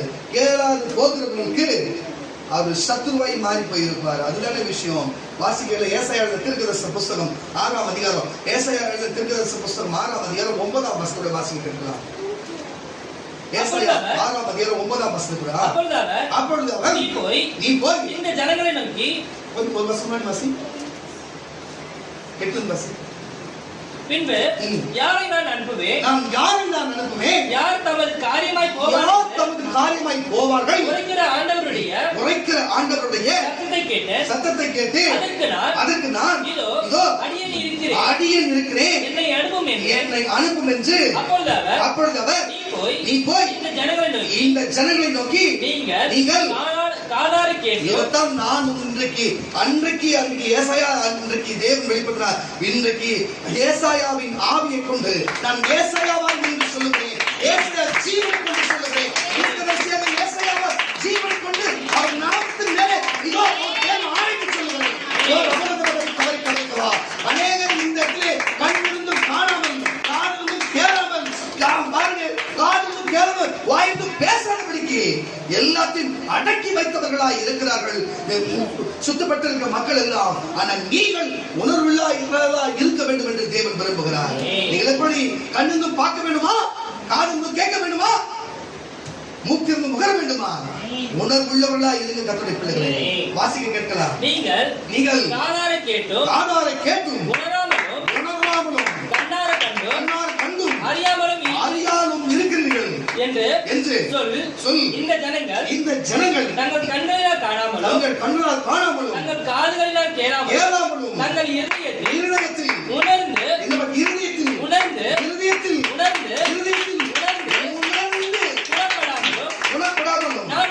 நான் அவர்களை ஆரோக்கியமாக்காமல் இருக்க நீ அவர்கள் இருதயத்தை கொழுத்தாக்கி அவர்கள் காதுகளை மந்தப்படுத்தி அவர் கண்களை மூடி போடு என்றார். அப்பொழுது நான் ஆண்டவரே எது வரைக்கும் என்று கேட்டேன். அதற்கு அவர் பட்டணங்களில் போய் ஜனங்கள் குடியிராமலும் வீடுகள் மனுஷர் சஞ்சலம் இல்லாமலும் பாழாகி பூமி அவாந்திர வெளியாகி ஒண்ணுமே இல்லாத போய் கர்த்தர் மனுஷரை தூரமாக விலக்குவதை, மனுஷன் தேவனை விட்டு தூரமாய் விலக்கிறதுனால் தேசத்தின் நடுமத்திலே முற்றிலும் அசைக்கப்படும் வரைக்குமே ஆகிலும் அதில் இன்னும் 11 பங்கும் அதில் திரும்ப நிர்மூலமாக்கும்படி காவக்கார மரமும் பாருங்க, நிர்மூலம் ஒண்ணுமே ஆக்கும் வரைக்கும் அரச மரமும் இலையுற்று போன பின்பு இவைகளின் அடிமரம் இருப்பது போல அதன் அடிமரமும் பரிசுத்த வித்தாய் இருக்கும் என்றார். காரங்களை தட்டி எல்லாத்தையும் ஒண்ணுமே ஆக்கிடுவேன், காஞ்சி ஒண்ணுமே செஞ்சிருவேன்.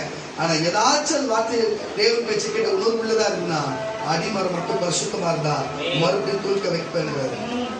நான் என்ன சொல்றேன், அடிமரமும் தேவையில்லை, துளுவும் தேவையில்லை, நீ காயமும் தேவையில்லை, உணர்வு உள்ளவரா இருங்க. மணி 12:40 45 ஒன்னே ஆயிடுச்சா? வாசிக்க கேட்கலாம். யோவான் சுவிசேஷ புஸ்தகம் 12ஆம் அதிகாரம் 40ஆம் வசனம். யோவான் சுவிசேஷ புஸ்தகம் எனக்கு கரெக்டா அது 3/4 மணி நேரத்துக்கு தான் போகும். அவர்கள் கண்ணினால் காணாமலும் கரங்களை தட்டி வரல சொல்லுமா, கரங்களை தட்டி.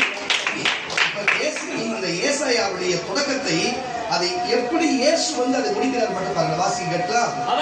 அவர்கள் கண்ணினால் காணாமலும் இருதயத்தினால் உணராமலும் குணப்படாமலும் இருக்கும்படி நான் அவர்கள் அவருடைய ஆரோக்கியம் ஆக்காமல் இருக்கும்படி அவருடைய கண்களை அவர் குருடாக்கி அவர்கள் இருதயத்தை கடினமாக்கினார்கள் என்றார். ஏசாயா மகிமையை கண்டு அவரை குறித்து பேசும்போது இவைகளை சொன்னார். எத்தனை வருஷத்து? 40. அப்படி தொடர்ந்து வாசி 50 வாசி. ஆகிலும் இப்ப பாருங்க, இப்ப ஏற்கனவே ஏசாயா தீர்க்கதரிசி புத்தகம் இந்த வசனத்தை வாசிச்சோம். அதே புத்தகம் தான் இதுலயும் அதே தான் வார்த்தை வந்திருக்குது. அப்போ நம்ம மற்றவங்களுடைய காரியத்தை குறித்து பேசும் பொழுது நம்ம உணர்வுலாத இருந்தோம்னு வச்சுங்களேன், உணர்வுல அவரே கண்ணு காதை மந்தப்படுத்துறாரு, கண்ணை குருடாக்குகிறாரு, ஆசீர்வாதத்தை கடைசி எல்லை மட்டும் நிர்மூலமாக்க மட்டும் அவர் அனுமதிக்கிறாருன்ற. தேவையில்லாத ஒருத்தனை பத்தி பேசி நம்ம ஆசீர்வாதத்தை நம்ம இழந்து போனோமா? தேவையில்லாத ஒருத்தனை பத்தி நம்ம மட்டமா பேசி நம்ம பரிசுத்தத்தை நம்ம இழந்து போனோமா? தேவையில்லாத மொத்தனை பத்தி பேசி நம்ம வீடு வாசல இழந்து போனோமா? நீங்க தான் சொல்லுங்க. மற்றவனை பத்தி பேசி நமக்கு இழந்து போனோமா? சொல்லுங்க. அதெல்லாம் வேணாங்க, அதெல்லாம் வேணாம். இயேசு சொன்னபடி கேட்போம், அவங்க நல்லது செய்வோம். ஏன்னா இயேசு உணர்வுள்ளவராக இருக்கிறார், இயேசு நேசிக்கிறவராக இருக்கு. பிதா சொன்னது அப்படியே நிறைவேற்றினார். இயேசு பிதா சொன்னதுக்கு மட்டும் நேரம் எந்த காரியத்தையும் செய்யல. என் பிதா சொன்னதே நான் இந்த சித்தத்தை நிறைவேற்ற வந்தேன், பிதாவின் சித்தமே என்னுடைய பாக்கியம், அதுவே என் சித்தமாக சொன்னாரு. அப்ப இயேசு உனக்கு அப்பான்னா அவருடைய செயல் தானே உனக்கு சித்தமா இருக்கு. அவர் சித்தம் தானே உனக்கு பாக்கியமா இருக்கு. அவர் சித்தம் தானே உனக்கு பாக்கியம். அவர் சொல்றதானே நீ செய்யணும். ஆமாவா இல்லையா? எதாவது சொன்னதை இயேசு செஞ்சார்னா இயேசுனுக்கு அப்பா நான் இயேசு சொன்னதை நீ செய்யணுமா இல்லையா? ஆமாவா இல்லையா? நல்ல உணர்வு உள்ளவங்க அந்த செய்வீங்களா இல்லையா?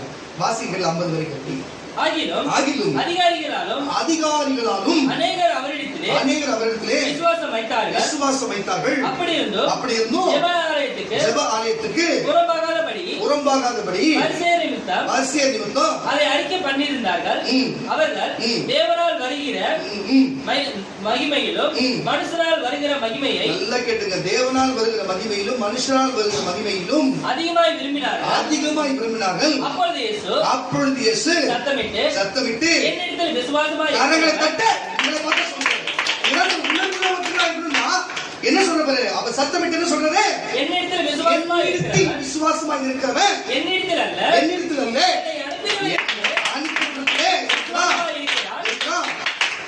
என்னை காண்கிறவன் என்னை அனுப்பினவரை காண்கிறான்.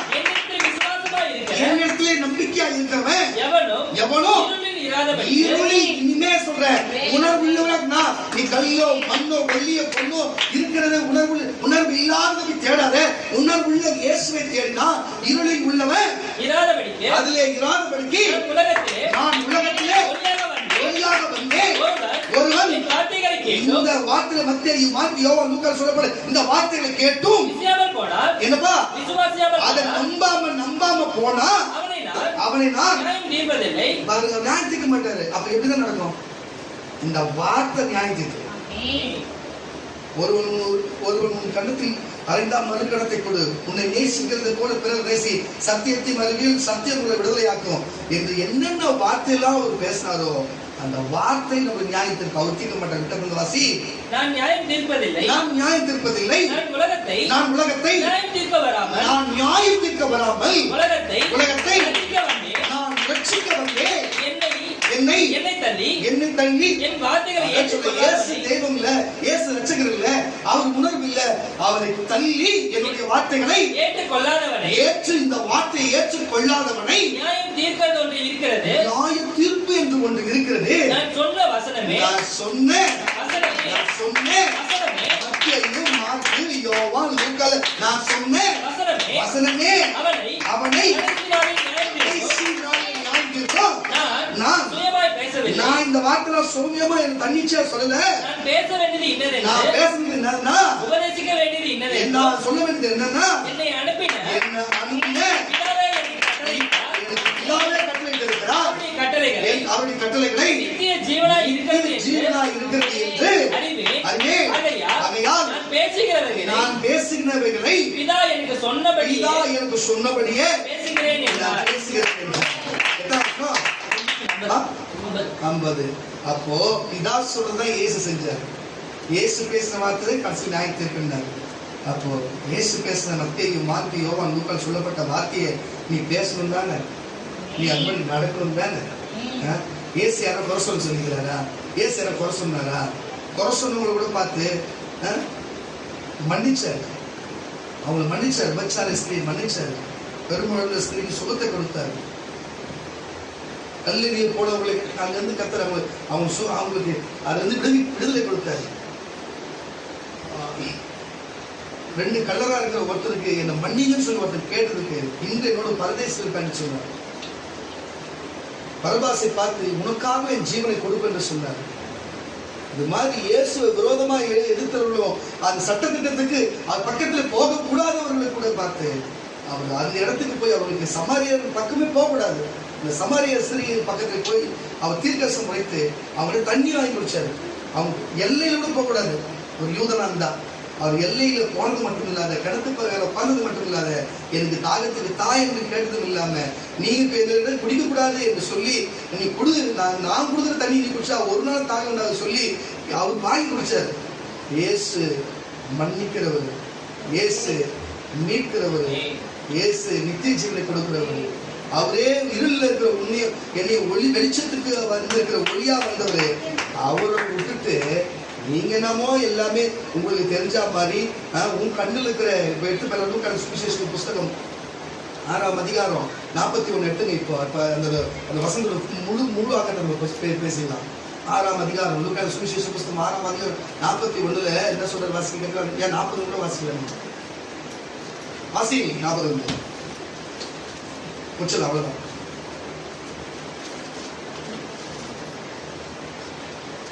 லூக்காஸ் சுவிசேஷ புத்தகம் 6ஆம் அதிகாரம் 40 இருந்து அப்படியே 43 42 சீஷன் தன் குருவுக்கு மேற்பட்டவன் அல்ல. அதான் சொல்றேன், இங்க ஒருத்த சீஷனா இருக்கிறானா, இங்க வந்து சீஷியானா இருக்கிறவங்க குருக்கு மேற்பட்டவன் கிடையாது.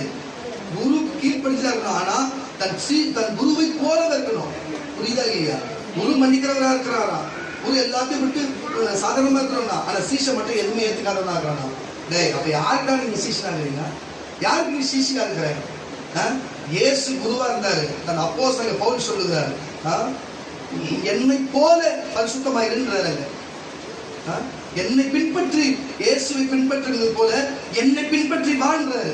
இயேசுவை பின்பற்றி போலாம், பவுல் பின்பற்றி போலாமா? ஆனா பவுல் சொல்றாரு, இயேசுவை பின்பற்றுவது என்னையும் பின்பற்றி வாழ்றாரு. அப்ப எந்த அளவுக்கு ஒரு பரிசுத்தமா வாழ்ந்தவர் சொல்ல முடியும்? சீஷன் என்பவர் தன் குருவுக்கு தன்னைத்தானே குருவுக்காக தனக்கென்று வாழும், தன் குருவுக்காக தன்னையே தருவானா.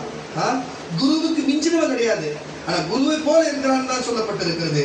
ஆனா இங்க இருக்கிற சீஷர்களும் குருவுக்கு தலைமையில உட்காந்து பேன் பாக்குறவங்களா இருக்கிறாங்க.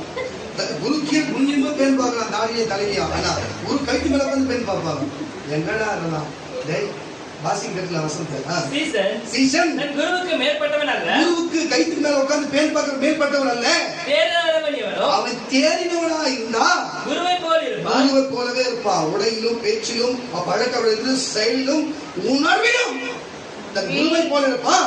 இயேசு நமக்கு மனுஷனுக்கு குருவா இருக்கிறார், குருவை போல இருப்பான். நீ உன் கண்ணில் இருக்கிற, நீ அவன் சொல்லுற பாத்தியாப்பா, குரு நான் இருக்கிறேன், என்ன போல இல்லாத நீ தான் வித்தியாசம். உன் கண்ணில் இருக்கிற உத்திரத்தை உணராமல், உன் கண்ணில் இருக்கிற குச்சி குத்தி குத்திரத்தை உணராம, உன் சகோதரன் கண்ணில் இருக்க, உங்க சகோதரன் கண்ணில் இருக்கிற ஒரு சின்ன தூசி பட்டுக்குது, தூசி பட்டு எங்க போயிட்டு வந்தியோ, கொசி பட்டுச்சு, கண்ணு செலுந்து போச்சு, துணிக்கு நீ எல்லாம் பட்டுச்சா, யார் மேல துணி உன் கண்ணுல குச்சி குத்திக்குது, நீ கவுந்து பட்டுச்சு கபான்னு பின்னாடி இருக்கும், பாத்துக்கோ. என்ன வேலை இதெல்லாம்? விட்டது வாசி. குருவை பார்க்கிறது என்ன? குருவை பார்க்கிறது என்ன? அல்லது நீ உன் கண்ணில் இருக்கிற உத்திரத்தை உணராமல், உத்திரத்தை உணராம உன் சகோதரனை நோக்கி, சகோதரியை நோக்கி, சகோதரனே நான் உன் கண்ணில் இருக்கிற துரும்பை எடுத்து போடுகிறேன் என்று, துரும்பை எடுத்து போடுகிறேன் என்று சொல்லி சொல்வது எப்படி? மாயக்காரன் ஏமாற்றவனே, முன்பு உன் கண்ணில் இருக்கிற உத்திரத்தை எடுத்து போடு, முதல்ல எடுத்து போடு, பின்பு சகோதரன் கண்ணில் இருக்கிற சகோதரி கண்கள் இருக்கிற துரும்பை எடுத்து போட வகை பார்ப்பாய். நல்ல மரமானது, அதுதான் சொல்றேன், நல்ல மரமானது கெட்ட கனி கொடாது. கெட்ட கனி எப்பவுமே தராது. ஏன்னா ஒரு வாட்டி மன்னிச்சுனா அது மன்னிக்கிறதாவே இருக்கும், ஒரு வாட்டி மீட்டதாவே இருக்கும். அது அன்பு சகலத்தையும் மூடும், சகலத்தையும் நம்பும், சகலத்தையும் ஏற்றுக்கொள்ளும். ஆனா அன்பு சொல்றதுதான் பேர் தான் அன்பு. அடுத்த வருஷம் பலகாரமா இருக்கும், அன்புக்கு ரவிசமா இருக்கும், பேர் தான் அன்புன்னு இருக்கும். ஆனா அதுக்குள்ள அன்பே இருக்காது. ஆனா இயேசுன்னு இருக்கும் பேரு, ஆனா உள்ளுக்குள்ள அன்பு இருக்கும். நான் சொல்றது இங்க லோக்கல்ல சொல்றாங்களே இயேசு, அந்த இயேசுகளை சொல்றேன். நான் சொல்ற தேவனாகி கர்த்தராகிய இயேசு கிறிஸ்துவை சொல்றேன். விட்டது வாசி. நல்ல மரமானது கெட்ட கனி கொடாது, கெட்ட மரமானது நல்ல கனி கொடாது. அந்தந்த மரம் அந்தந்த கனினாலே அறியப்படும். முச்செடியினால் இப்போ கனி கொடுக்குது பாரு. அப்போ எப்படி தெரியல, போன்சாயில பண்றாங்க இப்போ கொடுக்குது. இந்த சப்பாத்தி கல்லை எடுத்து பார்த்தா முக்கல்லியில் வைக்கிறாங்க வளருது, முக்கல்லியில் சப்பாத்தி கல்லில் வைக்கிறாங்க வளருது, ராம் சீதாவில் இருக்கிறாங்க வளருது, சப்போட்டா போயிட்டு நாட்டக்காய்கள் வளருது. பூ பார்த்து கலர் கலராக பூக்குது. ஆலமரத்துடைய வேரை வச்சு கோன்சாய் மரத்தை வைக்கிறாங்க, தழையை வைக்கிறாங்க, ஒட்டு போடுறாங்க வளருது. ருமானி சாதாரண மாமரத்தை எடுத்து போயிட்டு ருமானி அல்போன்சா இந்த மாதிரி மாமரத்தை எடுத்து கலையை வச்சா அது சேர்த்து வளருது. புரியுதா இல்லையா? அப்போ நல்ல மனுஷன் இருந்தா கூட கொள்ளாத பிசாசனுடைய சுபாவத்தின் ஆட்கள் இருந்தா ஒட்டு போட்டு விட்டாலும் பிசாசு இந்த வேர்ல இருந்து வர சத்து என்ன பண்ணா பிசாசுடைய கனிகளை கொடுக்கும் தான். கவனமா இருக்கணும். இப்போ காலம் மாறி போய் எட்டது வாசி. அந்தந்த மரம் அதன் கனியினால் அறியப்படும். அதனால ஒரிஜினலா இருக்குது எதுவும் மட்டுப்படாம இருந்தா அது கனியினால் அறியப்படும்.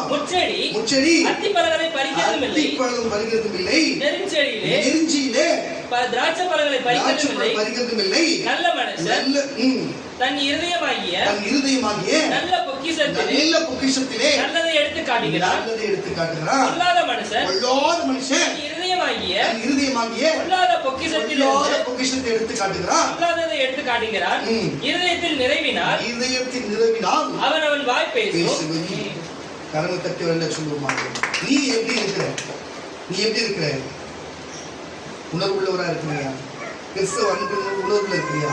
இயேசுவின் உணர்வுள்ள இருக்கிறியா? அன்பின் உணர்வுள்ள இருக்கிறியா? இல்ல பிசாசை போல் கெட்ட கனி கொடுக்கிற மரமா இருக்கிறியா? நீயே சிந்தித்து பார்க்க. நீயே உன்னை சிந்தித்து பார். சிந்திப்பு என்று சொன்னா, உணர்வோடு இருப்பேன் சொன்னா, நீங்க எல்லாம் எழுந்து நிற்போமா? எல்லாம் எழுந்து